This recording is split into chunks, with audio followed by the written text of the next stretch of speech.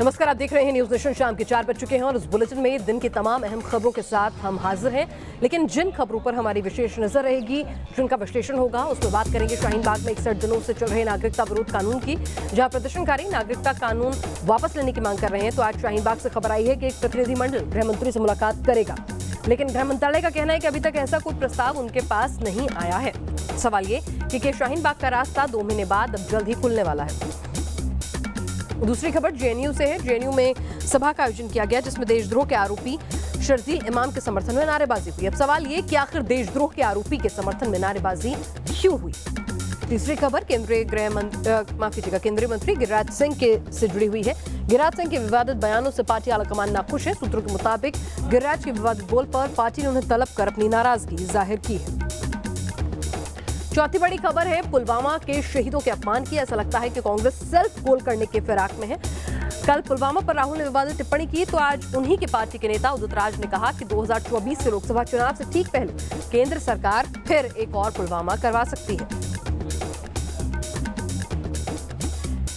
इन खबरों पर रहेगी विशेष नजर, लेकिन उससे पहले देश और दुनिया की हर खबर से रही अप टू डेट। देखिए टॉप न्यूज। सह प्रायोजक सच्ची सहेली, महिलाओं के लिए भरोसेमंद औषधि एवं टॉनिक सच्ची सहेली। संसद में नजर आ सकती हैं कांग्रेस महासचिव प्रियंका गांधी। छत्तीसगढ़ के राज्यसभा भेजने पर कांग्रेस कर रही है विचार। सूत्रों के हवाले से आई खबर। शाहीन बाग के प्रदर्शनकारियों की गृह मंत्री अमित शाह से मुलाकात पर सस्पेंस। गृह मंत्रालय ने कहा बातचीत का भी नहीं मिला कोई प्रस्ताव। सूत्रों के हवाले से खबर। चेन्नई में नागरिकता कानून के खिलाफ लोगों का प्रदर्शन जारी। हंगामे के बावजूद आज भी धरने पर बैठी हैं महिलाएं। कल प्रदर्शन रोकने के दौरान पुलिस से हुई थी तीखी झड़प। जेएनयू में शर्जील के समर्थन में लहराए पोस्टर। देशद्रोह के आरोप में गिरफ्तार शर्जील को रिहा करने की रखी गई मांग। एक्ट्रेस स्वरा भास्कर ने कार्यक्रम का किया था आयोजन। केजरीवाल के शपथ ग्रहण पर बीजेपी के सवाल पर आम आदमी पार्टी का जवाब। सिसोदिया बोले शिक्षकों का सम्मान करे बीजेपी। शपथ ग्रहण में खुद आना चाहते हैं टीचर्स।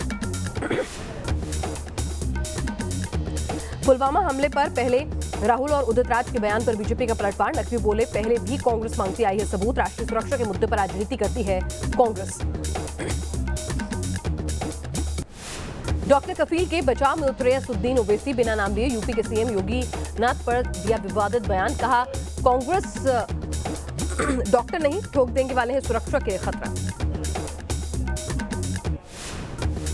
जम्मू कश्मीर प्रशासन ने पूर्व आईएएस शाह फैजल पर लगाया पीएसए। 370 हटने के बाद किया गया था गिरफ्तार। 14 अगस्त 2019 से जेल में है शाह फैजल। बीजेपी अध्यक्ष जेपी नड्डा से मिले केंद्रीय मंत्री गिरिराज सिंह। विवादित बयान और धर्मांतरण के मुद्दे पर दी सफाई। बीजेपी ने 3 राज्यों में नियुक्त किए नए अध्यक्ष। विष्णुदत्त शर्मा को मध्य प्रदेश के, सुरेंद्रन को केरल और दल बहादुर चौहान को सिक्किम की मिली जिम्मेदारी।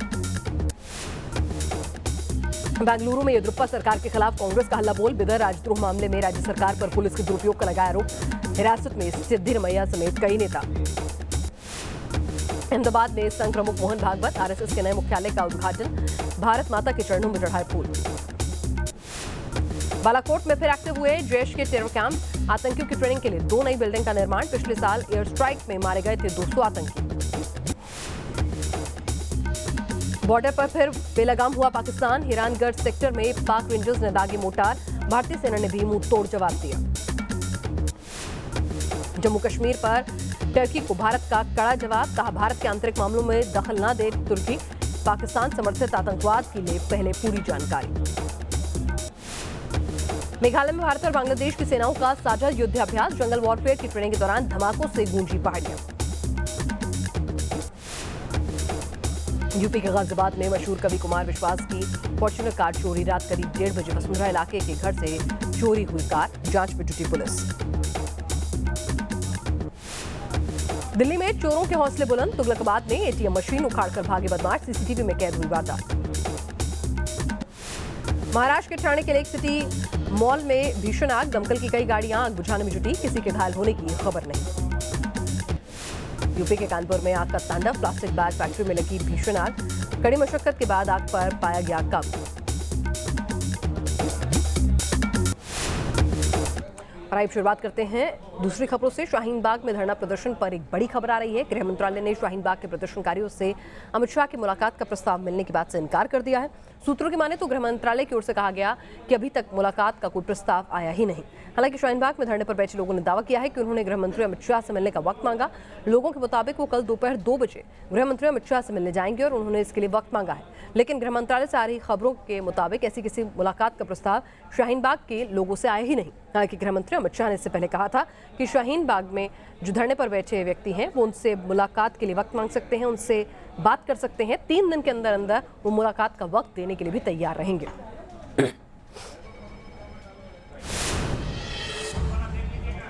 आप सब जनता से गुजारिश है, आप अमित शाह के पास 2 बजे कल को सब जनता को जाना है। सबसे गुजारिश है, जनता को सबको, मर्द भी औरता भी, हमें सबको जाना है अमित शाह के, मोदी जी के पास। पूरी दिल्ली जाएगी, पूरी इंडिया जाएगी, पूरी इंडिया। मोदी जी जिनको वास्ता देते कि मेरी बहन है, मेरी माँ है, मेरी बेटी है, वही बेटी, वही माँ, वही बहन, आज हम सब मिलकर हमने आज ये डिसाइड किया है कि हम कल उनसे मिलने जरूर जाएंगे। और हम आ रहे हैं अमित शाह जी, हम आपसे मिलने कल आ रहे हैं, आपसे मिलने आपके डेलीगेशन पर। हम कल आ रहे हैं, 2 बजे का हमने टाइम रखा है।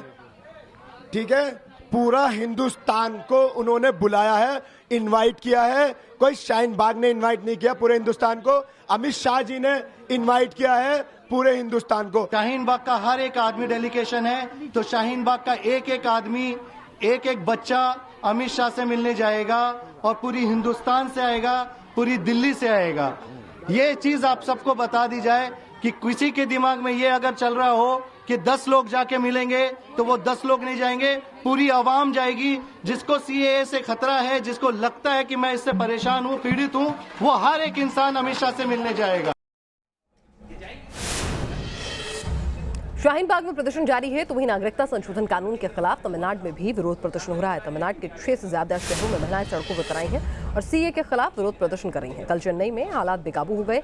चेन्नई के वॉशरमैन पेट में प्रदर्शन कर रहे प्रदर्शनकारियों पर पुलिस ने लाठीचार्ज किया, फिर कुछ लोगों को हिरासत में भी लिया गया। हालांकि बाद में प्रदर्शनकारियों को रिहा कर दिया गया। आज भी बड़ी संख्या में लोग जमा हुए और सीएए का विरोध किया।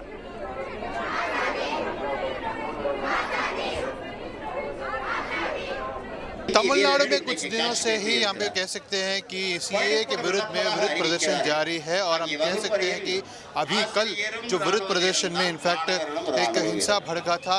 यहाँ पे इनफैक्ट पुलिस ने लाठीचार्ज भी किया था। हम यहाँ पे चेन्नई के वॉशरमैन पेट में हैं और यहाँ पे हम देख सकते हैं कि भारी मात्रा में मुस्लिम समुदाय के लोग यहाँ पे खड़े हैं, यहाँ पे विरोध प्रदर्शन कर रहे हैं। ये विरोध प्रदर्शन नागरिकता कानून के विरुद्ध में है। नागरिकता कानून के विरुद्ध में पिछले कई महीनों से यहाँ पे प्रदर्शन किया जा रहा है और साथ ही साथ अगर देखा जाए तो एनआरसी और एनपीआर को लेकर भी यहाँ पे विरोध किया जा रहा है। तो हम कह सकते हैं कि कल शाम से यहाँ पे इनफैक्ट प्रदर्शन जारी था।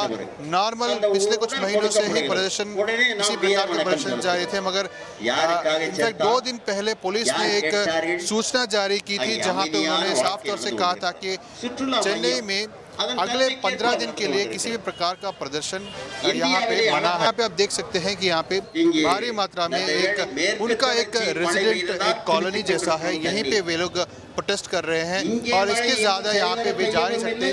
पहले रोड तक वहाँ पे आके प्रोटेस्ट किया था, मगर आप देख सकते हैं कि यहाँ पे बैरिकेड्स बनाए गए हैं। हेवी पुलिस डिप्लॉयमेंट है यहाँ पे, इनफैक्ट लाठी के साथ और शील्ड के साथ यहाँ पे पुलिस डिप्लॉयड है। तो कह सकते हैं यहाँ पे एक टेंशन का माहौल है, फिर भी यहाँ पे सीए के विरुद्ध में प्रदर्शन अभी भी जारी है। वीडियो जर्नलिस्ट पार्थ सारथी के साथ श्री प्रपंच, न्यूज़ नेशन, चेन्नई। उधर पंजाब के संगरूर में स्कूल वैन में आग लगी। हादसे में 4 बच्चों की मौत हो गई है और 8 बच्चों को बचा लिया गया है। मरने वाले बच्चों की उम्र 4 से 5 साल के करीब बताई जा रही है और छुट्टी के बाद स्कूल से घर छोड़ने जा रही थी वैन। एक दर्दनाक हादसा हुआ है पंजाब के संगरूर में। विशाल हमारे साथ और ज्यादा अपडेट के साथ जुड़ चुके हैं। विशाल, कैसे ये अचानक से आग लगी स्कूल वैन में? प्राइवेट वैन थी, स्कूल की तरफ से चल रही वैन थी, कैसे ये दर्दनाक भयावह हादसा हुआ?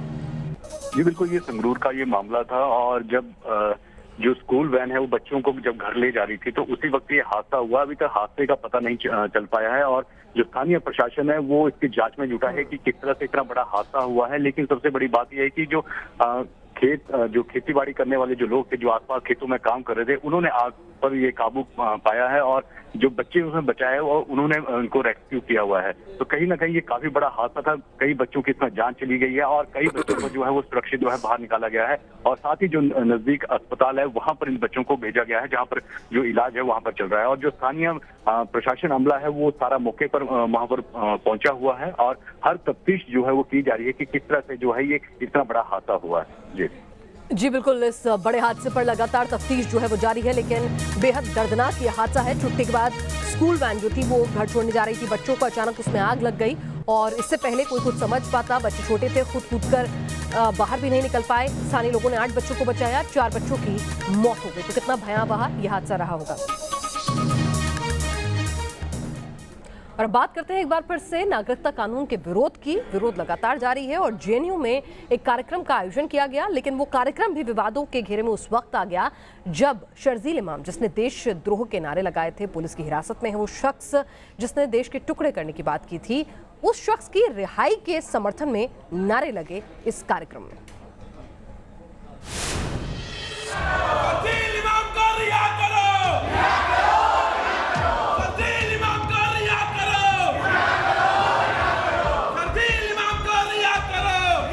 ये नारेबाजी उस शर्जील इमाम के समर्थन में हो रही है जिस पर भड़काऊ और देश विरोधी बयानबाजी का आरोप है, जिस पर नफरत फैलाने का आरोप है, जो इस वक्त पुलिस के शिकंजे में है। पुलिस पूछताछ में उसने खुद देश विरोधी नारेबाजी करने की बात कबूली है, लेकिन उसके समर्थन में एक बार फिर जेएनयू का कैंपस विवाद में आ गया है। वीडियो 14 फरवरी को जेएनयू में आयोजित एक कार्यक्रम का बताया जा रहा है, जिसमें शर्जील इमाम को रिहा करने के नारे लगाए गए। शर्जील इमाम को रिहा करने की मांग को लेकर प्रदर्शनकारियों ने नारेबाजी की। वीडियो में दिख रहा है कि कुछ छात्रों के हाथ में पोस्टर हैं। छात्रों ने पोस्टर लहराए जिन पर विवादित नारे लिखे गए थे। बताया जा रहा है कि जेएनयू में इंडिया माई वैलेंटाइन प्रोग्राम किया गया था, जिसका आयोजन बॉलीवुड अभिनेत्री और सोशल एक्टिविस्ट स्वरा भास्कर और उनके कुछ साथियों ने मिलकर किया था। लेकिन इस कार्यक्रम में सीएए के विरोध में नारेबाजी होने लगी। कुछ छात्र शर्जील को रिहा करने की मांग करने लगे। बताया जा रहा है कि इससे पहले कैंपस के अंदर शर्जील के समर्थन में मार्च निकालने का भी कार्यक्रम था, लेकिन यूनिवर्सिटी प्रशासन ने इसकी इजाजत नहीं दी। जेएनयू में पहला मौका नहीं है जब देश विरोधी ताकतों के समर्थन में नारेबाजी की गई हो। इससे पहले भी टुकड़े टुकड़े गैंग जेएनयू कैंपस में देश विरोधी नारेबाजी पर शिक्षा के इस मंदिर को बदनाम करने की कोशिश कर चुका है। News nation. और अब बात करते हैं केंद्रीय मंत्री गिरिराज सिंह की, जिन्हें बीजेपी अध्यक्ष जेपी नड्डा ने आज तलब किया। जेपी नड्डा ने गिरिराज सिंह के विवादित बयानों को लेकर उनसे सवाल पूछे। खबरों के मुताबिक बीजेपी अध्यक्ष ने गिरिराज सिंह को बेवजह की बयानबाजी से बचने के लिए सलाह दी। उन्होंने गिरिराज के बयानों पर आपत्ति जताई। हाल ही में गिरिराज सिंह ने देवबंद को लेकर विवादित बयान दिया था। वहीं धर्मांतरण के मुद्दे पर भी नड्डा ने गिरिराज सिंह से नाराजगी व्यक्त की।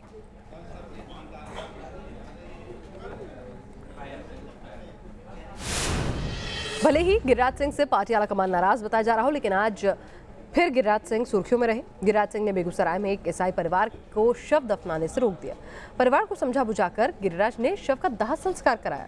गिरिराज ने आरोप लगाया कि इस इलाके में बड़े पैमाने पर लोगों को बहला फुसलाकर धर्मांतरण कराया जा रहा है। केंद्रीय मंत्री गिरिराज सिंह इन दिनों पूरे फॉर्म में हैं। बेगूसराय में हिंदुत्व का झंडा बुलंद कर रहे हैं। शुक्रवार को वो बेगूसराय की सड़कों पर उतरे और एक गाड़ी को रोक लिया। इस गाड़ी में एक शव को दफनाने के लिए ले जाया जा रहा था, लेकिन बजरंग दल के कार्यकर्ताओं के साथ मौके पर पहुंचे गिरिराज सिंह ने परिवार को समझाया कि शव को वो दफनाए नहीं, बल्कि उसका हिंदू रीति रिवाज से दाह संस्कार करें। हम आप सबका चरण छूते हैं। धर्म परिवर्तन हो रहा, देश को जरूरत है कानून बनाने का जिसमें कोई लोभ दे करके किसी का धर्म परिवर्तन न करे। और धर्म से बड़ा कोई चीज नहीं। किसी धर्म में चचेरे भाई बहन में शादी होता है, मालूम है ना, हमारे धर्म में नहीं। तो यही मेरा धर्म है। आदमी हम भी हैं, वो भी हैं, तो हम अपने धर्म की रक्षा करें। धर्म से बड़ा कोई चीज नहीं है, मैं आप सबको कहूँगा। दरअसल इस परिवार ने हिंदू धर्म से धर्म परिवर्तन कर ईसाई धर्म अपना लिया था और ईसाई धर्म के अनुसार ही वो शव को दफनाना चाहता था। लेकिन गिरिराज सिंह और बजरंग दल के कार्यकर्ताओं ने परिवार को रोक लिया। आज विश्व हिंदू परिषद के युवकों के आयाम बजरंग दल को मालूम चला तो हम लोग इसके घर पे गए और घर पे गए तो मालूम चला कि ये लोग बकरी दफनाने के लिए चले गए। तो पीछे से इन लोगों को मनाने के लिए हम लोग गए, हाथ जोड़ करके मनाए कि आप भी सनातन धर्म के अभिन्न अंग हैं, ब्राह्मण हो या पासवान, हिंदू हिंदू एक समान। आपके साथ जो भी दुख दुविधा हुआ था पूर्व में, आपके साथ जो भी हुआ, तो हिंदू धर्म में ऐसा कोई भी पद्धति नहीं है, कुछ मतलबी लोग ऐसा किए। हम लोगों ने आग्रह किया और इनके पूरे परिवार वाले हर्ष के साथ वापस कहे कि हम सनातन धर्म के अंग हैं और वापस आए। कब्रिस्तान नहीं ले जा करके वापस 20 किलोमीटर आकर के अब सिमरिया ले जा करके जलाने के लिए जा रहे हैं हिंदू पद्धति से। बात केंद्रीय मंत्री की थी, बजरंग दल के कार्यकर्ताओं की थी, लिहाजा परिवार भी शव को दफनाने के बजाय दाह संस्कार के लिए तैयार हो गया। पहले धर्म मेरा हिंदू धर्म का था, फिर उसके बाद हम क्रिश्चियन धर्म में घुसे। माँ आपकी हिंदू है। आज क्या कर रहे थे? आज तो दफनाने के लिए जा रहे थे माँ को। अच्छा, उसके बाद क्या हुआ? उसके बाद ये लोग भुला दिए हैं। आप कहाँ जा रहे हैं? अब सिमरिया जाते हैं। अपने संसदीय क्षेत्र में गिरिराज सिंह का ये अंदाज कोई नया नहीं। इससे पहले भी वो एक परिवार को इंसाफ दिलाने के नाम पर एसपी साहब को फोन पर हड़का चुके हैं। Team news nation.